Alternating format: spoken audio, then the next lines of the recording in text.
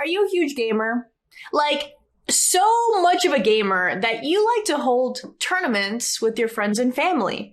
But hang on, let's twist that a little bit. Let's say you want to hold a tournament with your friends and family, but on a mobile device, because let's say a lot of people out there, or maybe your friends and your family or your mom doesn't have a big fancy PC.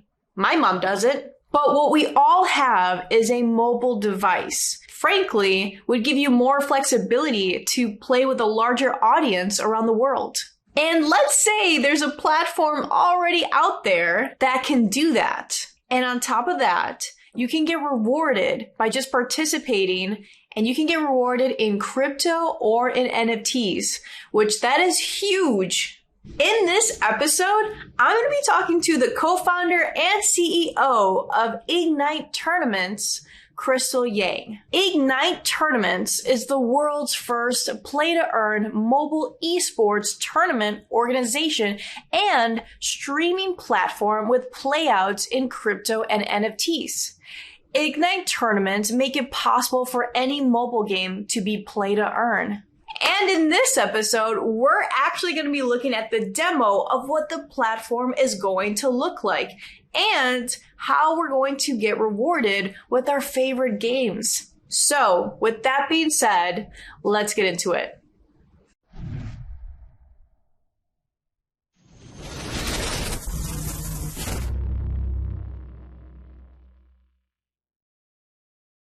Hi, Krystal. How are you?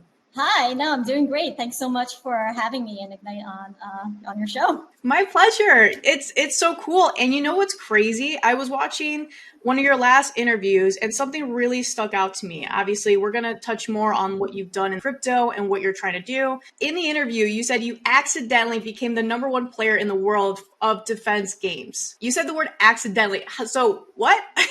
It was specifically, I was the #1 defensive player in the world. Yes.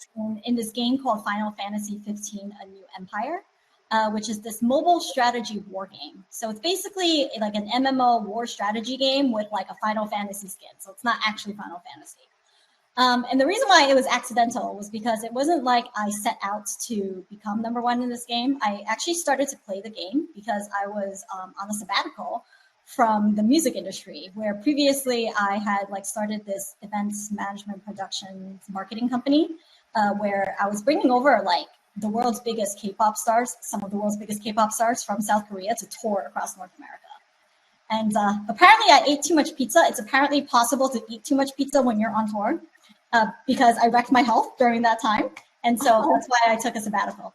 And so it wasn't like I set out to become this #1 gamer or to even be a pro gamer. What happened was I just started to play this game on my phone, and I joined the guild. And one day my guild was being attacked a lot by this other guild that was like an incredibly powerful guild. And I pretty much got really, really pissed off. I don't know how else to explain it other than that. So I got really mad at the fact that my guild members, like my guildmates, were being attacked and just completely destroyed. And it was clear that nobody knew how to defend themselves against these like really strong attackers. So I basically went through the game mechanics and I started to like do really extensive testing, and I more or less figured out exactly how the game mechanics worked and how to properly defend against attacks. And as a result, I ended up accidentally becoming the world's #1 defensive player in this game, without even like, I wasn't trying.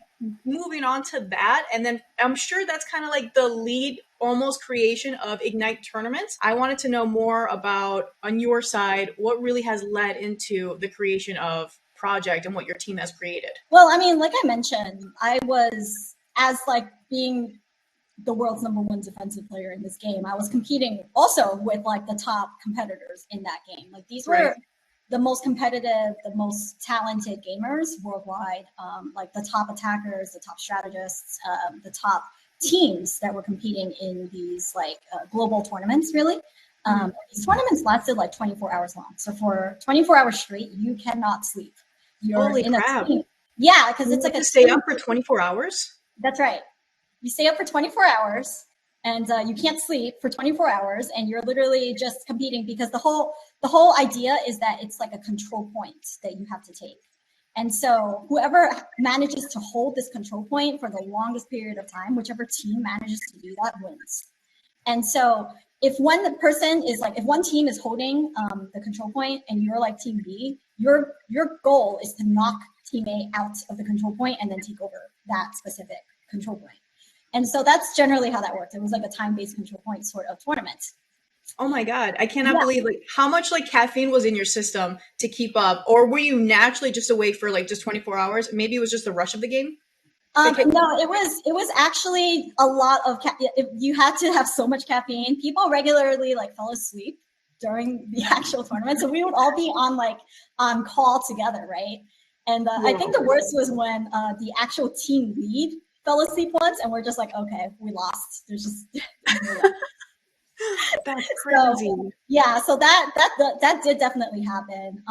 But the thing is that like even though these tournaments were like 24 hours long and you're competing very aggressively trying to win it, like the reality is we were competing for what were essentially like these really crappy in-game items that had zero real-world value, right? Like all of the value that was in that ecosystem was going from gamer to game publisher, and nothing was coming back to us.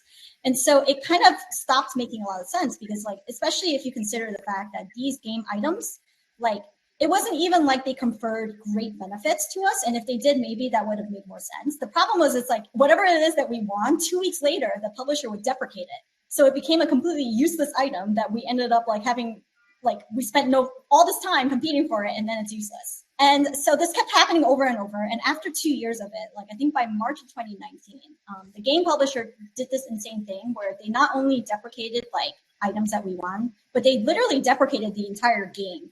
They pretty much did like a retcon on the game and like reset everything. And so at that point, everybody was just like really fed up, and people were just right.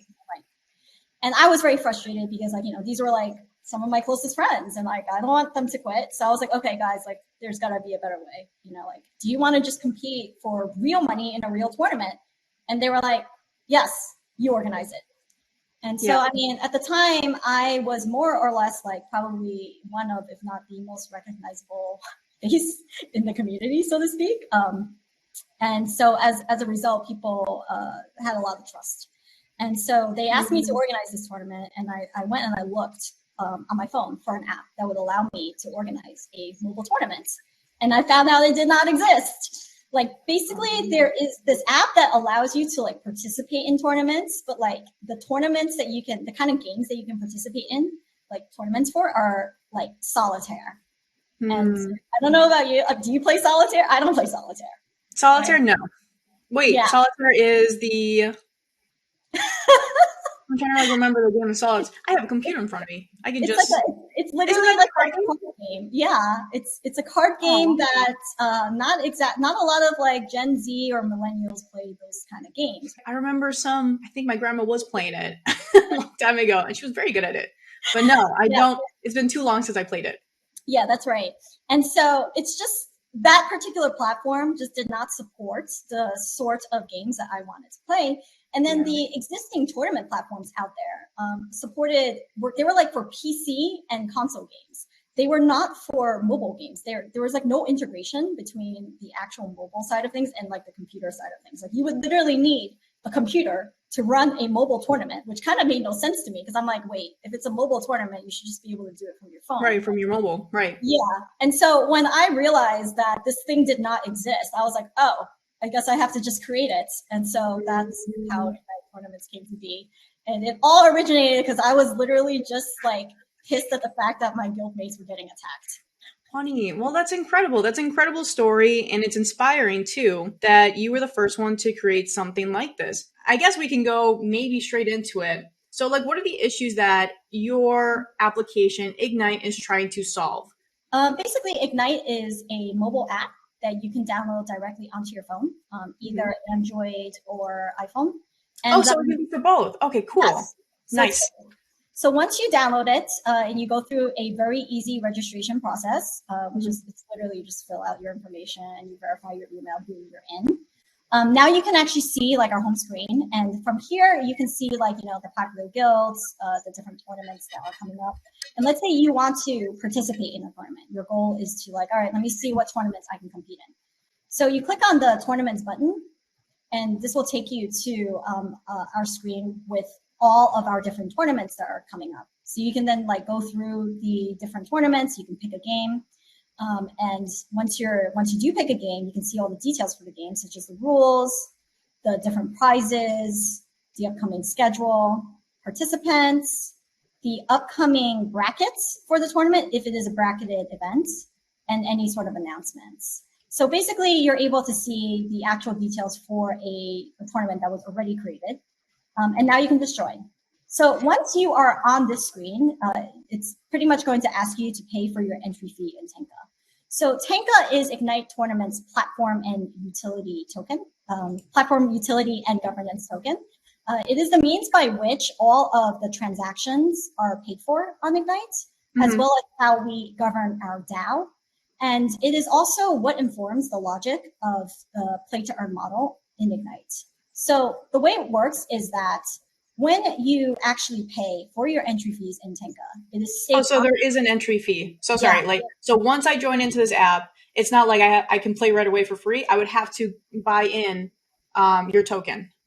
If you want to play to earn in a tournament that is not a sponsored tournament with a sponsored prize pool, you would have to pay an entry fee, because the actual prize pools are generated from the entry fees. Now, there will be tournaments where you can actually just compete completely for free, and it's like a sponsored tournament that's supported by ads. But if your goal is to, let's say it's like, we just want to create some sort of tournament to compete with one another and just bet each other that like, hey, I can beat you in this tournament, like amongst friends, you would essentially need some sort of way to create a prize pool. And that is actually how our entry fee mechanism works.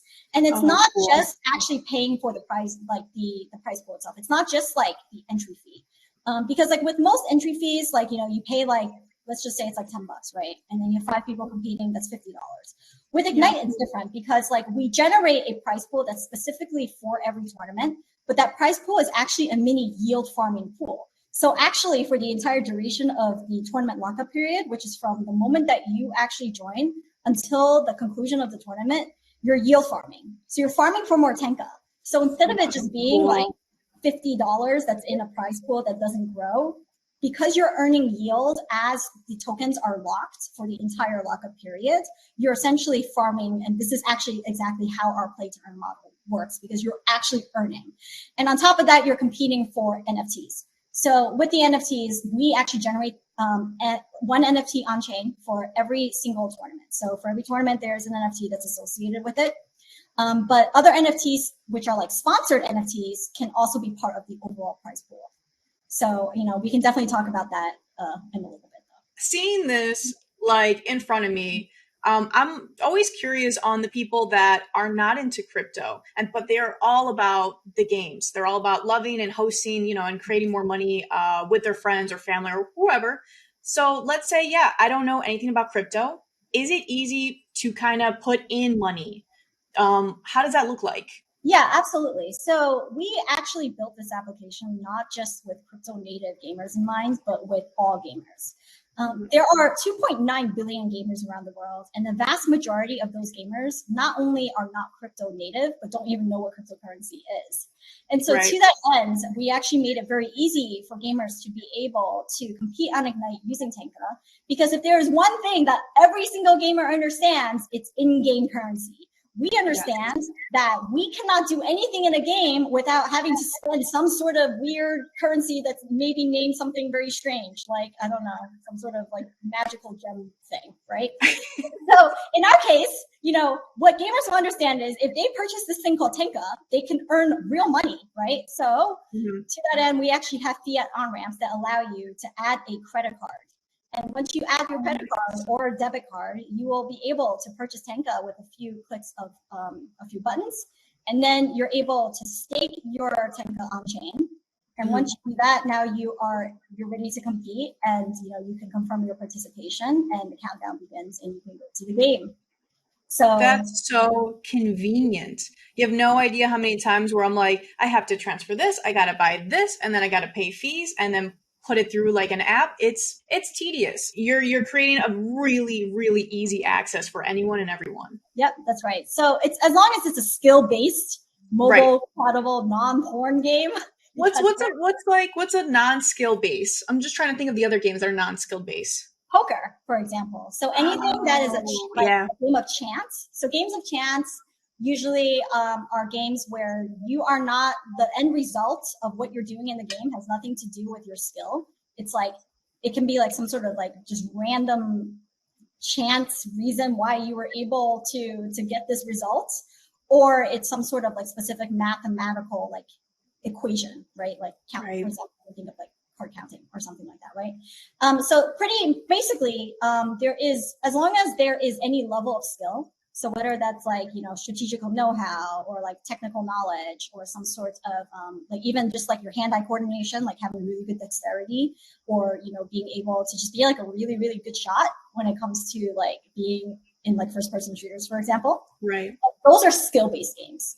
And Mhm. so skill-based games are games that would be considered to be esports, whereas everything else that's not skill-based, that's gambling. And we're not a gambling platform. We're an esports platform. Okay, I love that. Okay, well, good to know. So going back to this on, what you have going on, tell me about like the streaming side of things.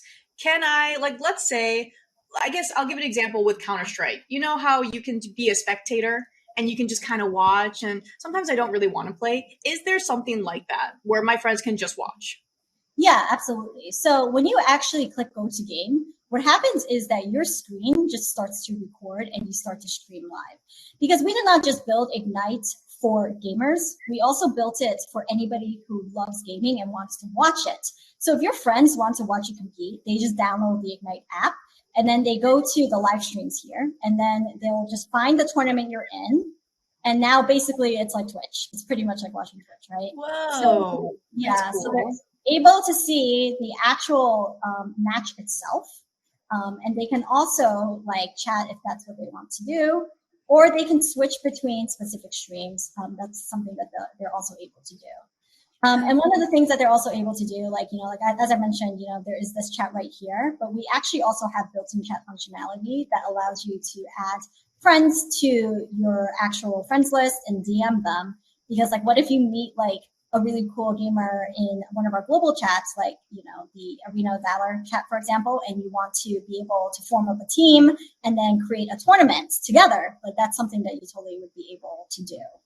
So basically, you can, just DM people and chat and stream all at once in one app. And then I wanted to know, how do you create a tournament? Like, So how with, does that look like?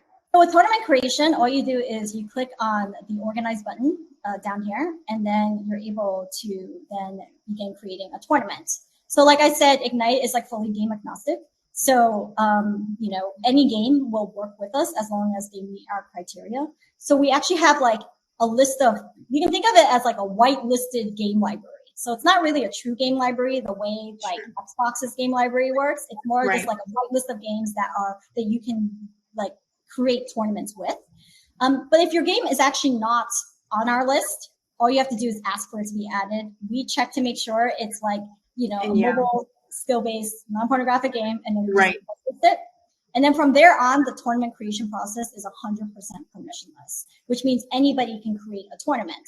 So like, let's say you're creating a League of Legends Wild Rift tournament. You can either have it be like a free tournament, or you can actually charge the entry fee. You as a tournament organizer, by the way, you're able to charge a tournament organization fee, like 0.5% of the entire prize pool, for example, Right. or like a flat amount of Tanka.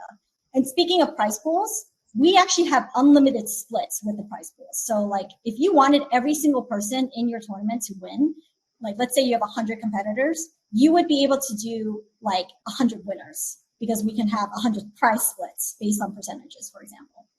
Oh, So that's like one of the features that we have.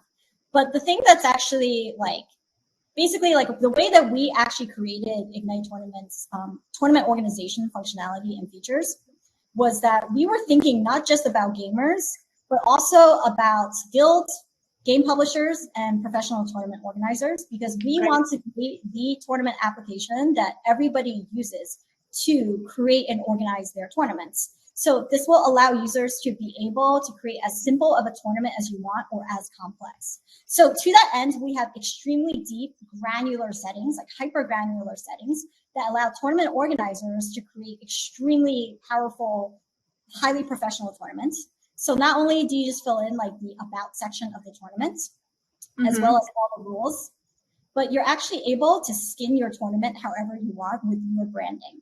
So you can imagine like Guild, like YGG coming in and they're doing like an Axie Infinity tournament. They're able to put their branding all over this tournament, which is, you know, very much visible to our entire community. And that's like free marketing, right? You can create different types of tournaments, like PvP, 1v1 tournaments, team-based tournaments. There's guild versus guild tournaments, as well as like listed and unlisted tournaments as well.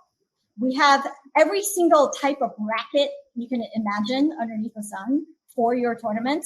So if you're like a professional tournament organizer and you want to create like a full, like a really crazy round robin sort of tournament, you would be able to do that with Ignite's functionality. We also have the ability for users to add additional hosts to help you with tournament organization. Because like, what if your tournament has like 100 people in it, right? There's no way one person can like actually oversee 100 people in this type of an environment. So therefore, you can add as many hosts as you want to help you organize the tournament. We also have sponsorship functionality. So like if you are a guild or a game publisher, or if you're a tournament organizer, and you know you want to be able to sell sponsorships, you will be able to do that now, because like fundamentally Ignite is an events, we're like a virtual events platform, right? Where you're hosting these like tournaments virtually. So you can go out and you can go to like Pepsi and essentially ask Pepsi to sponsor your tournament, because all these people are going to be watching your tournaments. That's your audience. And all these competitors who are part of the tournament, they have their audiences as well, you know, due to, you know, everybody having their own social media networks, right? And so essentially, you know, Pepsi or whoever can come in and they can add like a $100,000 Tanka sponsorship to the prize pot, as well as NFT sponsorships. So, you know, previously I mentioned you could compete for sponsored NFTs. This is exactly what I'm talking about. We also have a lot of other settings, like you can create regional tournaments, you know, due to the fact that we can allow for geofencing, as well as tier restrictions based on the amount of NFTs that you have already won on Ignite. Since every single tournament on Ignite is actually associated with an NFT, effectively what you could do is create a tournament like an Axie Infinity tournament that requires 10 NFTs associated with Axie Infinity in order to be able to compete, which means that you as a gamer would have already won 10 Axie Infinity tournaments. So this allows you to have higher levels of access when it comes to the competition. So NFTs on our platform are not just like, they're not just pretty images. They actually have like true utility. They have true functionality, and they can confer benefits beyond just having it in your wallet as something that you can like look at, which is like nice, right? Because you can access higher levels of competition, as well as, you know, in the future, we'll be able to confer different benefits, such as like a bonus multiplier on how much Tanka you can farm.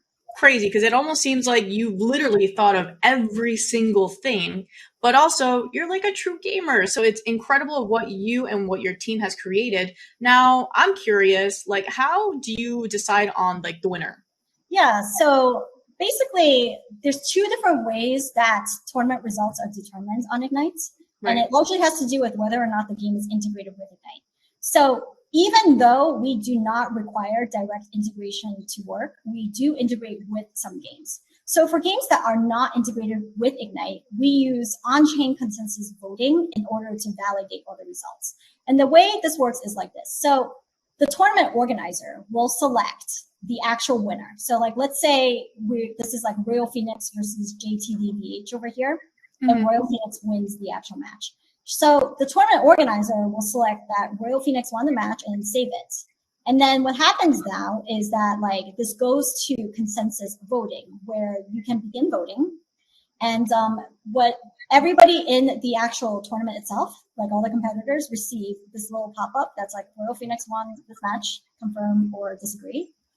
And then, you know, essentially based on majority that is how the results are validated, and it's all done on chain, right?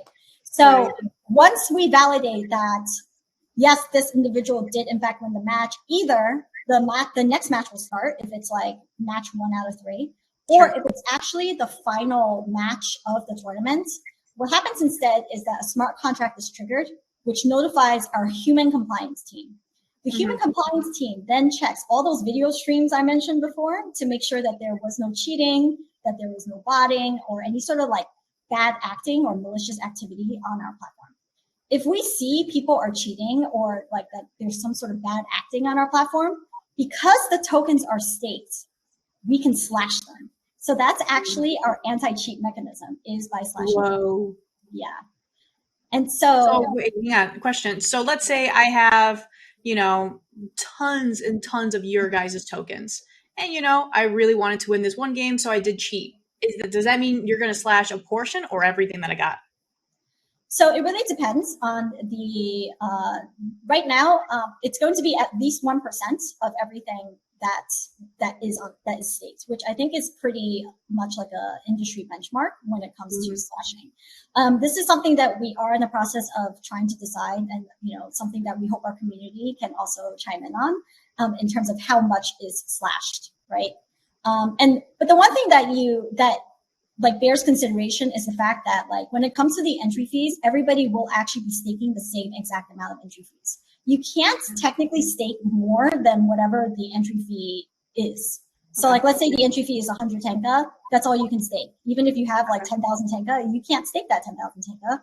And it also doesn't make sense for you to do that when we actually have like DeFi programs where you can do actual liquidity mining or liquidity provision and get yield that way, right? So Ignite tournaments is for gamers. It's for actual tournament competition. So it doesn't make sense to use our tournaments to like try to do some sort of like higher level of staking when you can already do that through our DeFi program, right? Which is a completely different thing. Cool. And then let's talk about the payouts. Let's say I got my earnings. It was a good game, a good Friday. Yeah. How does that look like? So basically the way it works is that, so Ignite takes 10% of the entire prize pool, which I know sounds like a lot, but the reason why we take 10% is, well, first of all, that's an industry benchmark. Other tournament companies also take 10%, but where other companies, that 10% just goes into their pocket. Our 10% goes back into treasury, and then it goes into ecosystem rewards, which is then redistributed back to the gamers in the form of yield.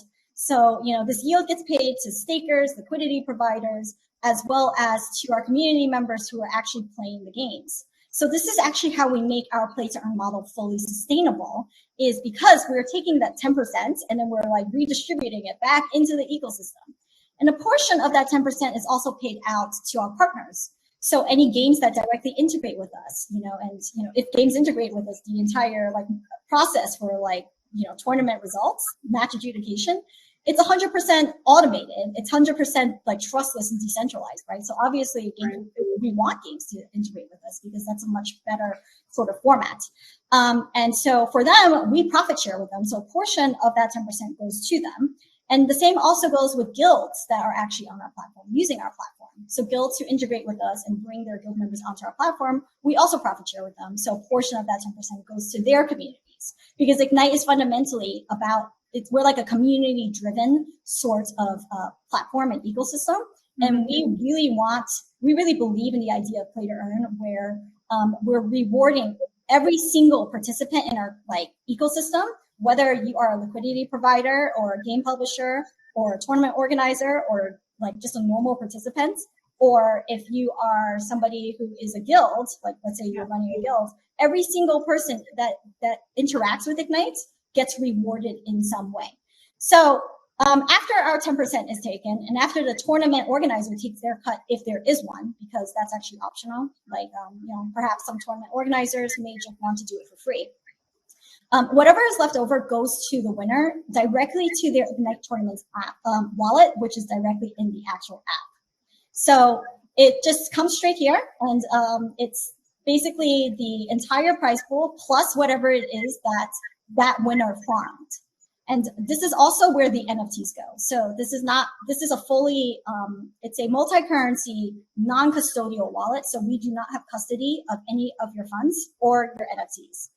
You're Okay. able to like, export your private keys and everything. Now, here's Okay. the thing about Ignite that's a little bit different. Yeah. Regardless of who wins or loses in a tournament on Ignite, everybody will earn.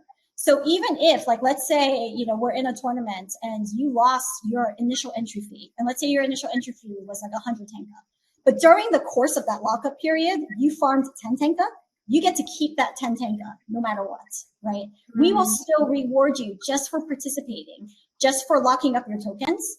And so that's like the way that everybody will earn using Ignite. There is another way to make money. And you guys, your team, have a marketplace. So sure, I can have all these cool NFTs that are what you guys provide, but yeah, can I sell them? Yeah, actually the idea is that once you actually win an NFT from Ignite, you could pretty much just use our NFT marketplace to sell or trade your NFTs. So yeah, that's part of our functionality as well.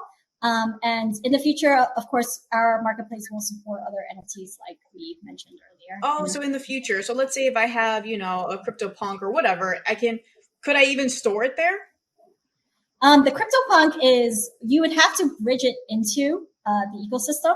Yeah. And then technically you could then have it in the actual wallet itself, like on your actual Ignite Tournaments wallet, if you wanted to do that. Though I'm not sure, that's pretty high stakes to be competing with a CryptoPunk, right? Can you imagine? That's just a baller. Someone's like, you know what? I love games. I like taking risks. Let's see what happens. Let's just, roll with it. Where can I purchase, or where can anyone purchase your Tanka token? So Tanka is not presently available, but we will be launching. We're planning on launching towards the end of January, February-ish. Kind of depends actually on when we can get onto centralized exchanges. So the idea is that Tanka will be available on different centralized exchanges that we're in the process of speaking with, as well as some DEXs too. So you can definitely purchase it there. In terms of the launch strategy, right now we are considering copper launch, so like a fair market launch essentially. A fair launch auction essentially is what we're currently considering for Tanka, but we are still exploring all of the different options for launching the tokens. So I would just say stay tuned and you'll be able to find out more. Let's talk about Krystal, about your investors. Yeah, absolutely. So we closed a $3 million seed with YGG and Ascensive Assets leading the round. And we have had a number of other amazing investors, including MoonBoots, Arca, Mechanism, Skyvision, who have participated in our seed round and have really just been helping us think about the product and understand the general market and this crazy wild west world of crypto, right? As a first-time crypto founder, you generally have no idea what you're about to get into. So a lot of our investors have been really instrumental in helping us fully understand and grasp the space. YGG in particular, who is not just a lead investor, is also an advisor and partner with us. And so with YGG, they have made incredible introductions to other investors, as well as other ecosystem partners who could potentially be on Ignite and use Ignite. We've kind of been through what it's going to look like, your partnerships. Now I kind of want to know, what's the dream scenario? Let's talk about where do you see Ignite tournaments in the next 6 months, or maybe right after you start to really launch? In terms of the dream scenario, I would say that we want to be the premier platform that every single that's connected with every single game, every single guild. Everybody is using Ignite to create tournaments and compete in tournaments. The idea is that we want to one day, be the tournament metaverse, right? That connects all of the different play to earn games and traditional games together in this massive tournaments infrastructure where everybody's creating tournaments and play to earn, able to perform play to earn by creating the tournaments. So that I would say is the actual end run vision. But we are actually aggregating quite a number of guilds. So not just YGG and Rainmaker Games. There are at this point, I believe it's about 80% of all the guilds in the ecosystem have agreed to come on board Ignites. I can't say who they are. And we have quite a number of very, very prominent games as well that we'll be integrating with Ignite that are some of the biggest blockchain like play to earn games out there. I can't say which ones those are either, but I'm sure you can use your imagination. I can. I want to make sure that like anyone and everyone can find you. So what is the best way to support you guys and support this project? So the easiest way is actually probably to join our Discord. Right now, if you actually join the Discord, you will be able to potentially qualify for whitelisting for our alpha test. And we are selecting up to 1,000 early community members who can actually participate in this alpha. And the thing about the alpha that's unique is the fact that not only will you be able to test out our tournament functionality and compete with other gamers, but you will be competing with test Tanka, which will eventually be swapped out for real Tanka. So we're going to airdrop you test Tanka that you will then use to create tournaments and compete in like these tournaments with. And then you'll be farming for more Tanka, which is test Tanka. And then at the end of the tournament, whatever Tanka you manage to win, you're going to be airdropped real Tanka as part of that entire test. So basically, it's almost like competing with real tokens that are airdropped to you. So if you join our Discord and manage to qualify for our alpha test and then stay engaged in our community and demonstrate that you're like a real gamer and not just somebody trying to get free tokens, we will absolutely add you to our whitelist and you'll be able to actually participate in alpha. Making us work for the money and for like the whole engagement. Okay, cool. It has been amazing speaking to you. It's not only been amazing, but inspiring. And I'm very excited what is to come next year. So everyone that's watching, thank you so much. And please, all the links and the socials are going to be in the description below. So thanks, guys. Thanks, Krystal. Thank you.